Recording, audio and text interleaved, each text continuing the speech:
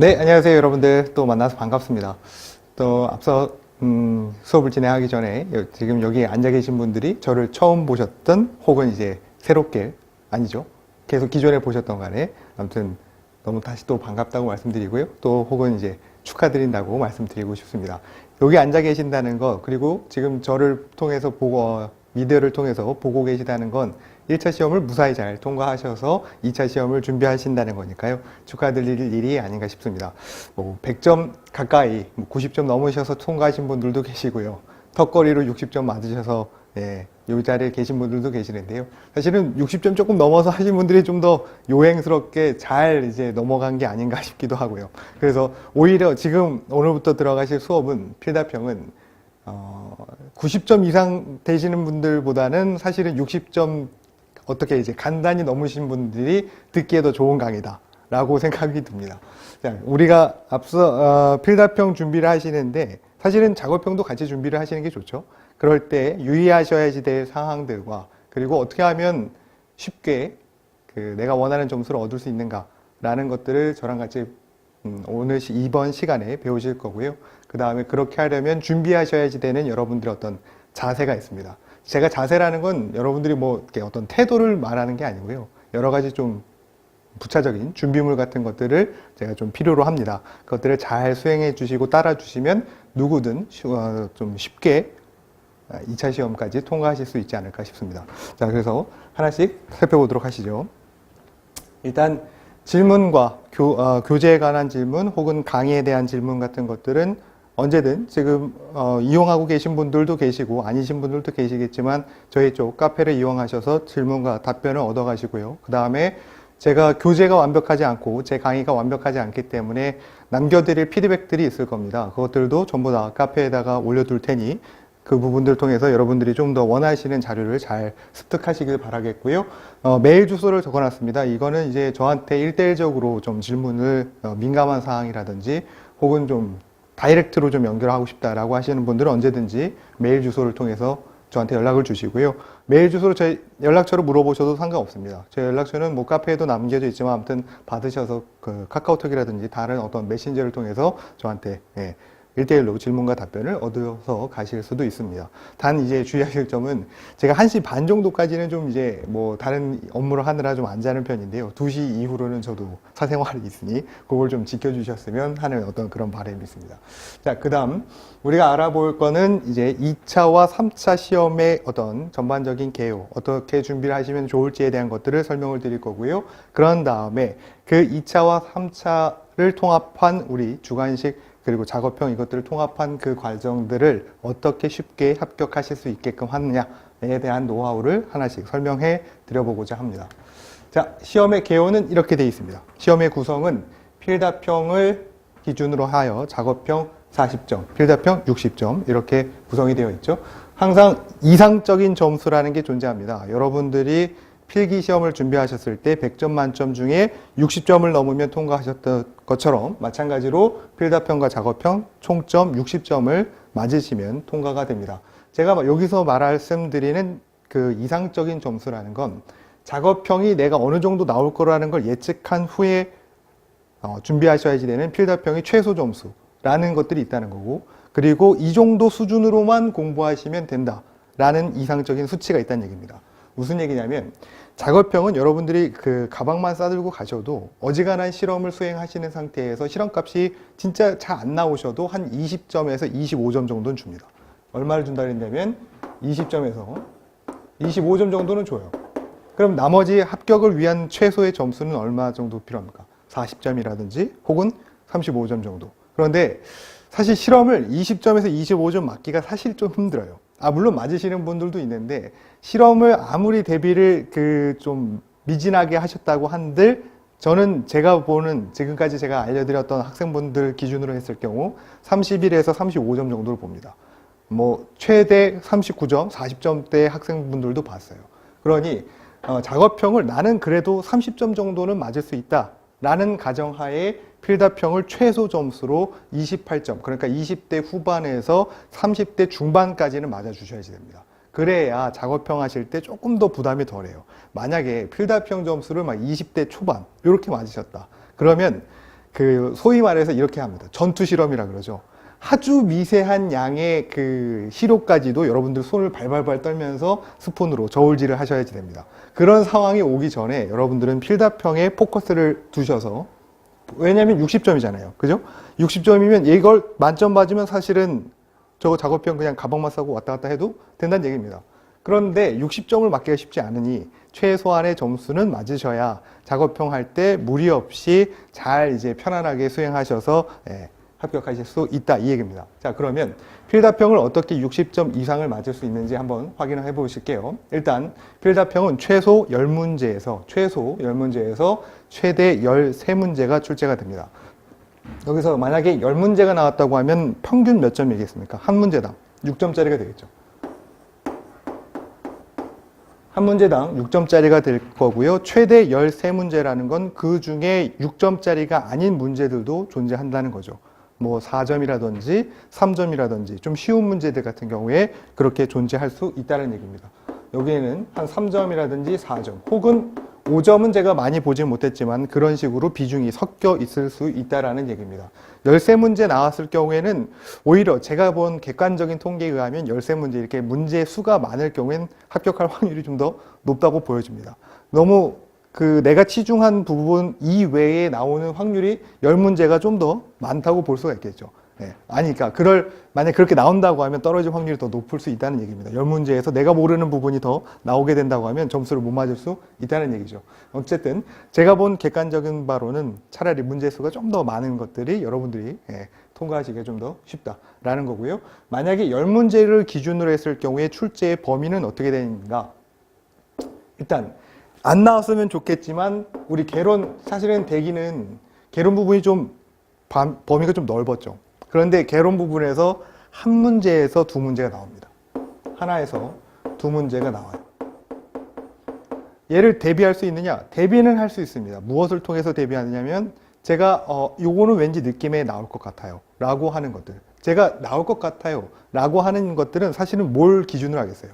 기출문제의 어떤 유형과 이제 앞으로의 트렌드 그리고 나올 것들을 제가 봤을 때 요 정도는 나올 수 있겠다 하고 저도 예측해서 말씀을 드리는 거고, 여러분들은 얘를 어떻게 하면 돼?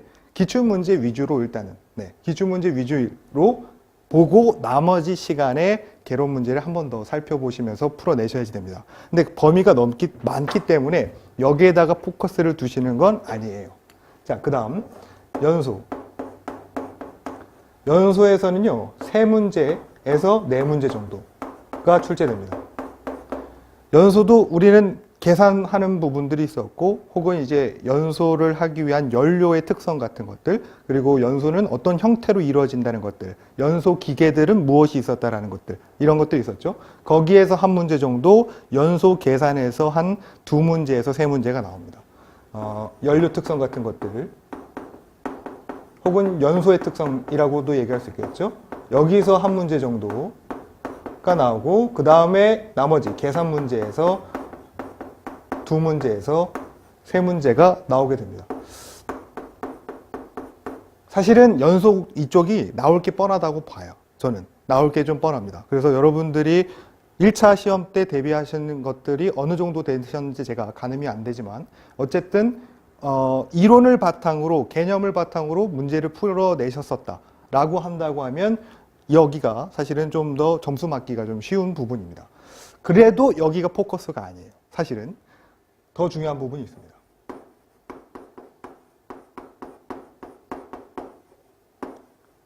방지 기술입니다. 물론 1차 시험 때도 중요성을 제가 언급한 적이 있었지만, 방지 기술은 2차 시험에서도 가장 많이 출제되는 과목 중 하나입니다. 최소 5문제에서 6문제까지도 출제가 될 수가 있겠습니다. 그래서 저는 방지 기술 쪽에 원론적인 이론 부분들에 대해서 다시 한번 필기처럼 언급을 할 거고요. 그리고 다량의 문제를 통해서 여러분들이 습득하실 때까지 좀 더 익숙해지실 때까지 한번 쳇바퀴 돌리듯이 문제를 한번 좀 풀어보려고 합니다. 그래서 시험장 들어가셨을 때 당황하지 않을 정도로 만들어 보려고 합니다. 그래서 여기에 제가 초점을 조금 더 둘 거고요. 그 다음에 나오는 거, 공정시험 기준, 이것도 나와요? 나옵니다. 그리고 이거와 합쳐서 법규, 이 두 문제 합산하여 한 문제에서 두 문제 정도가 출제될 가능성이 있습니다. 가능성이 아니라 나왔어요. 빈번히 나옵니다. 근데 얘는 우리 이런 거 있죠. 실험법 뭐 외우셨던 것들, 이 시약은 어떨 때 뭐가 쓰이고 뭐 이런 것들을 알기에는 사실 너무 광범위한, 그러니까 다량의 시간을 필요로 해요. 그러니 여기서는 나온 문제 위주로 먼저 암기를 하시는 겁니다. 그거 이외에는 사실 저는 이렇게 말하면 좀 그렇지만 교재에 있는 거 이외에는 아무것도 참고로 하시지 마시라. 다시 필기책을 펴내서 공정시험 기준을 다시 꺼내본다, 법규를 다시 본다, 시간 낭비입니다. 여기서 나오는 문제들은 여러분들이 가지고 계신 그 책, 제가 드리는 자료, 저와 함께 하는 수업 내용 안에서 있는 것들로만 하셔야지만 시간을 좀 더 효율적으로 사용하실 수 있다는 것을 말씀드려요. 나오는 게 뻔합니다. 사실은. 그래서 요것들 알려드릴 거라서 이렇게 구성되어 있다는 걸 말씀드리고요. 그래서 우리는 최소 어떻게 맞으셔야 된다고 보냐면 개론 문제, 운 좋으면 한 문제에서 두 문제 다 맞을 수 있죠. 그런데 우리 요행으로 해서 한 문제 정도, 요행이 아닌 우리 학습을 통해서 한 문제 정도는 맞을 수 있다고 보고요. 연속 조금 쉽다고 그랬죠? 한 세 문제 정도 저는 봅니다. 나온다고 하면 다 맞으실 수도 있는 부분이 연소 쪽이에요. 그리고 방지기술 이 부분 있죠? 방지기술은 최소 4개 정도 맞으실 수 있게끔 제가 연습을 시키지 않을까 싶습니다. 그러면 벌써 7개, 8개 정도가 되고 이 부분을 아예 못 맞으셨다고 해도 8개는 맞으실 수 있다는 거죠. 제가 이런 식으로 생각하는 바는 제 수업과 동시에 여러분들이 기출문제를 좀 보시는데 기출문제는 제가 판단하기엔 여러분들이 뭐 8년치 보시는 분들도 있고요. 10년치 보시는 분들도 있습니다. 그런데 그게 너무 과투자라고 봐요. 그거 비해 그 많은 양을 본 것에 비해 여러분들 머릿속에 들어가 있는 관련도의 정확한 계산을 유도하는 것들은 사실 많지 않다고 봅니다. 그래서 5년치 정도를 여러분들이 눈 감고 풀 수 있어야 돼요. 눈 감고 풀 수 있을 정도로 잘 원리를 이해하셔서 풀어내시면 그 정도면 충분하다고 봅니다. 몇 점 맞을 때까지 한 그 정도 5년치 보셨다면 저는 48에서 52 정도를 봅니다. 많은 거 아니에요? 네, 많습니다. 그럼 나머지 거 어디서 틀렸냐? 이런 데서 틀리는 거죠. 저는 이 부분을 여러분들한테 강조하고 싶진 않아요. 이걸 외우시라. 맞을 수 있어요. 네오프렌 뭐 이런 것들 나온 적도 있거든요. 불소 화합물에 이렇게 시약 같은 것들 사용할 때 이런 거 나올 수 있는데 이걸 다 어떻게 외우냐고. 그러실 수 없는데 나머지 것들에서는 충분히 가능하시다라는 걸 말씀을 드립니다. 그래서 배점이 최소 3점에서 최대 9점짜리로 이루어져 있으니 그 부분들에 대해서 제가 포커스를 이쪽에 좀 더 많이 두세요 하는 것들이 고 점수로 배점이 되어 있을 가능성이 높으니 제가 중요하다고 말씀드린 그리고 교재 내용들 혹은 제가 별표 쳐두는 것들은 점수대가 높을 거다. 그리고 나올 확률이 높다라는 것들을 확인하셔야지 되겠습니다. 자, 마지막으로 따라서 우리는 어떻게 하실 거냐면 6점 기준으로 해서 최소입니다. 6점짜리 기준으로 해서 최소 5문제를 맞게끔 할 거고요. 최소 5문제를 맞게끔 할 거고 4점 기준으로 최소 7에서 8문제를 맞으셔서 통과하시게끔 제가 한번 만들어 보려 합니다. 자, 그 다음에 우리 두 가지 패턴으로 문제를 접근하셔야 되겠죠. 이 안에는 분명히 계산 문제만 있는 것이 아닙니다. 그래서 단순 암기를 요해서 정리하셔서 쓰셔야지 되는 그 문항수가 한 3문항 정도에서 4문항이 나와요. 그리고 계산 문제들이 또 그 외에 나오게 됩니다. 그러니 암기 항목들을 위주로 암기를 하셔야지 되는데 정리를 좀 하셔야지 돼요. 지금 제가 중요 표시한 게 뭐라고 써 있냐면 접근 용이한 형태로 뭔가 따로 작성을 하셨으면 한다. 이렇게 말씀드렸습니다. 무슨 얘기냐면 여러분들한테 책이 손에 옆에 잘 지어지지 않으면 어쨌든 안 본다는 얘기예요. 그러니 암기하셔야지 된 것들은 따로 정리를 해두셔서 여러분들 주머니, 여러분들 손에, 여러분들이 가까이 가는 곳에, 여러분들 눈에 보이는 곳에 있어야 외웁니다. 그래야 시간을 절약할 수 있어요. 그러면 어떻게 하시면 좋냐면 제가 한 1년 전인가요 벌써? 이제 안 보시겠지만 그런 분들이 계시더라고요. 비전공자인데 이것들을 도전하시는 분들이 암기 항목들은 거의 진짜 단순 암기니까 이해를 바탕으로 하시지 않으셨으니까 아예 딸딸딸 외우시는데 그걸 어떻게 하셨냐면 그 회사에서 그분 잘리시진 않았겠죠. 어쨌든 그 회사에서 전부 그걸 워드로 해서 친 다음에 A4로 코팅을 하고 A4로 출력을 하고 그걸 이제 복사실 같은 데서 코팅으로 해갖고 잘라가지고 그걸 분철해서 다녔다는 거죠. 그러면 이제 한 요 정도 돼요. 두께가. 이렇게 많아요? 네, 요 정도 됩니다. 이 정도 되는 양을 가지고 하나씩 넘겨서 보는 거예요. 언제가 중요합니다. 언제? 이동할 때가 은근 많아요. 여러분들이 준비하시는 필답형 기간은 한 달, 보름 정도 봅니다, 저는. 그런데 이동하실 때가 많아요. 뭐 가족분들의 여행 가실 때도 있을 거고요. 친구분들 만나러 가실 때도 있을 거고, 카페 가실 때, 어디 공부하러 가실 때 등등이 있을 겁니다. 그때 꺼내서 보시면 돼요. 네. 그거 만드시기가 귀찮겠지만 만들고 나면 확실한 효과를 보실 수가 있는 것이 그런 방법들입니다. 그게 귀찮습니다. 그러면 1차 때 준비하셨던 노트가 있다고 하면 그 노트에 있는 암기 항목들만 따로 빼내서 조그만 용지에다가 혹은 조그만 노트 수첩 같은 곳에다가 적어 두셔야지 돼요. 그걸 계속 보면서 넘기셔야지 됩니다. 나중엔 여러분들이 생각하는 것보다 시간은 후딱 가기 때문에 계산 문제 푸는 데에만 해도 엄청난 시간을 소요하게 돼요. 나머지 암기 항목들은 대강 외우게 됩니다. 그러면 어떤 경우가 생기냐면 이런 거예요. 문제에 9점짜리 같은 경우, 앞서서 보셨던 거에 9점짜리가 있다고 그랬죠. 그런 경우에는 한 문제를 가지고 9점을 매기지 않습니다. 한 문제를 가지고 지문이 있다고 하면 1번, 2번 문제를 푸실 수 있게끔 하는 거죠. 그러면 1번, 2번 문제에 답들이 정해져 있을 거죠. 암기 항목 같은 경우에 이렇게 했다고 칩시다. 그 어떤 밀림인가요? 그렇다고 치죠. 숲의 왕은 누구입니까? 그러면 1번 보기가 사자야. 1번 답이 사자야. 그리고 2번은 뭐 그거를 괴롭히는 애는 누굽니까? 동물은 누굽니까? 2번 답이 여우야. 이렇게 외웠단 말이지. 1번 답은 사자고 2번 답은 여우라고 외웠다고.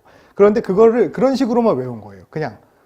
시간이 없으니까 그냥 1번, 2번 보기에 눈 흘리듯이 본 거야. 그러면 나중에 어떤 일이 발생하냐면 그 문제 보기만 빡 바꿀 때 밀림의 왕은 누굽니까? 하는 게 2번에 있었어. 근데 거기에 여우라고 쓰시는 거예요. 그런 거 없을 것 같죠? 제가 작년에만 해도 그런 분들 10대 명을 수두룩하게 봤습니다. 그러니까 어떻게 외우셔야 되냐면 암기 항목 같은 경우는 미리 정리를 하시는 거예요. 시간이 나중에 없을 거라는 걸 생각하시기 힘들겠지만 그래도 미리 정리하시는 겁니다. 준비를 하셔서 미리 해놓아야 마음이 좀 든든해요. 그리고 계산 문제를 푸시면서 동시에 암기 항목은 이런 게 있었지. 빠진 걸 보세요. 내가 정리한 것 중에 빠진 게 있었는지. 그리고 빠졌으면 거기다 하나씩 채워두시는 거예요. 그리고 나서 하나를 만들면 오며 가며 이동하실 때마다 하나씩 외우시면 그래도 적어도 나 암기 항목은 다 외웠어 라고 하는 건 이미 여러분들 제가 10문제 중에 4문제, 3문제는 이미 맞고 하시는 거예요. 이미 맞았으니 나머지 것들만 준비하시면 돼. 떨어질 수가 없습니다. 절대 떨어질 수가 없습니다. 그렇게 준비를 하셔야지만 된다는 거. 일단 그리고 암기를 하시는데 분명히 집중력이 저하될 때가 있어요. 내가 수학 공부를 하는데 수학이 너무 지긋지긋해. 그럴 때가 있단 말이야. 그러면 어떻게 해야 돼? 영어를 보시는 거지. 그리고 한국사를 보시는 거죠. 그렇게 준비하셨잖아요, 다들. 그렇죠? 수능 하실 때. 그런 것처럼 암기 항목이 너무 지겹다 할 경우에는 잠시 계산 문제 정도로 넘어가셨다가 이렇게 병행하시는 것을 권장합니다. 제가 아까 말씀드린 것처럼 수동적이 아닌 능동적 암기가 필요하다는 것은 그냥 단순히 보기와 답을 외우시는 것은 틀릴 요지와 그 어떤 확률이 높아요. 확률이 높습니다. 그러니 이게 이래서 이 답이 됐구나 라는 정도 유추는 하셔야지 된다는 얘기입니다. 제가 그래서 앞서서 이제 답의 뭐 어떤 보기와 이런 것들을 설명드릴 때 그러니까 암기를 하셔야지만 답을 쓸 수 있는 것들이 있을 때 왜 이 답이 나와야 되는지를 제가 설명을 드릴 거니까 여러분들도 연상으로 해서 답이 이렇게 나오겠거니 라고 하는 훈련을 조금 더 하셔야지 되겠습니다. 그래야 까먹지 않는다는 거. 자, 그 다음 계산 문제입니다. 계산 문제의 중요성은 필기와는 다르게 소수점 단위가 뭐 1000 혹은 100 정도가 차이가 나면 뭐 0점 몇몇 혹은 뭐 1000 단위로 넘어가면서 보기에 있는 것들 중에 수치는 그래도 같죠. 그러니까 뭐 0.0286이 나와야 되는데 여러분들이 계산한 것은 2860이 나왔단 말이에요. 그래도 수치는 같아. 뭔가 하나 계산을 빠뜨렸지만 그러니 그 답을 골라요. 그게 결국 얼추 맞는 답이 될 수가 있단 말이죠. 그런데 필답형은 그렇게 될 수가 없습니다. 그 단위 하나까지 여러분들이 계산을 어떻게 하셨는지를 채점관들이 보기 때문에 처음에 계산식과 그리고 답을 유도하는 과정 그리고 답, 특히 그 단위까지 그것들을 잘 쓰셔야지만 여러분들 후회를 하지 않으세요. 제가 지금 한 번 더 강조를 드릴 건데요. 단위 굉장히 중요합니다. 그리고 지문에 지문이 아니죠. 맨 처음 시험장 들어가셨을 때 주는 시험지에 분명 이런 얘기가 있어요. 소수점 몇 제짜리까지 해서 반올림하여 기재하시오. 이런 거. 그리고 단위는 무시하시오. 단위를 기재하시오. 이런 얘기가 있을 겁니다. 그거 안 쓰시면 어떤 느낌이 드냐면 여러분들 이빨에 충치가 엄청 센 게 있다고 생각하시면 돼요. 시험 끝나고 나서 이런 생각이 듭니다. 이걸 내가 왜 안 썼지? 이런 생각이 듭니다. 그러니 그런 거 대비하시기 위해서라도 항상 어떻게 원리를 중심으로 한 기본적인 이론 풀이의 자세가 돼 있으셔야지 되고, 산식이라는 것의 작성이 중요합니다. 산식이라는 건 뭐, 내가 이 답을 유도하고 유출해낼 때까지의 나는 이걸 이용해서 풀었습니다 라고 하는 거죠. 난 이 계산식을 사용하여서 이 답을 얻었습니다 라고 하는 것들을 기재를 해 두셔야지 됩니다. 그리고 그 산식뿐만이 아닌 정답을 유추해내는 과정의 계산식 같은 것들, 유도해내는 과정들도 잘 기재를 해 주셔야지만 그 채점관들이 보고 정답으로 처리해 줄 그런 것들이 있겠죠. 또한 선택과 집중의 배분이라는 게 있는데요. 이 얘기 뭐냐면 내가 아무리 노력을 해도 아무리 노력해도 안 되는 건 절대 없습니다. 그런데 나한테 주어진 시간이 10시간인데 5시간, 6시간을 한 문제만 붙들어서 겨우 문제가 풀리는 경우가 있고, 나머지 막 한 10분 단위만 풀어도 풀리는 문제들이 있어요. 나중에 정령 시간이 없으실 경우에 나한테 5시간, 6시간 걸려야지 풀리는 문제들은 사실은 제가 이런 말씀 좀 드리기 좀 그렇지만 가감히 배제하십시오. 그래야 나머지 것들로부터 얻어서 점수로 획득하실 확률이 더 올라가고 합격선이 올라갑니다. 그러니 너무 안 풀리는 문제는 차차 뒤에 나중에 하셨다가 언제 한 번 더 보시냐면 시험 보시기 10분 전에 한번 이렇게 쓱 보세요. 가셔서 좀 시험장 일찍 가셔갖고 보실 때 그날만큼은 집중력이 거의 여러분들 엄청납니다. 엄청난 집중력에 한번 보시면 꽤나 그 문제가 나오게 된다고 그러면 술술술 풀리는 경우가 있으니 선택과 집중의 배분을 잘 해두시길 권장합니다. 그 다음 관연도 기출문제 풀이라고 되어 있죠. 제 강의와 교재에 있는 책들 그리고 문제들을 전부 다 하셨다고 하면 어차피 저와 함께 관연도 기출문제를 최소 3년에서 최대 5년치를 함께 푸실 거지만, 그래도 여러분들끼리 여러분들이 혼자서 준비하셔야지 되는 시간이 필요로 합니다. 그래서 관연도 기출문제를 풀이를 하시는데요. 아까 말씀드린 것처럼 너무 다량의 그 관연도 기출문제를 풀이하시는 건 오히려 독이 될 수 있다. 그러니 최대 한 5년치까지를 정말 잘 보시면 얼마든지 합격선을 맞으실 수 있다라는 것들을 말씀드립니다. 그 다음에 이제 저랑 작업평을 하실 땐 저희 쪽에 오셔서 방문하셔서 하셔도 되고요. 제가 찍어둘 영상, 미리 지금 찍어두신 분이 계시지만 제가 찍어둘 영상을 통해서 함께 하신다면 한 30점에서 35점 정도는 충분히 맞으실 수 있으니 그렇게 대비를 하도록 하시죠. 자, 오리엔테이션은 이렇게 마치고요. 이제부터 본격적인 수업을 진행하도록 하겠습니다.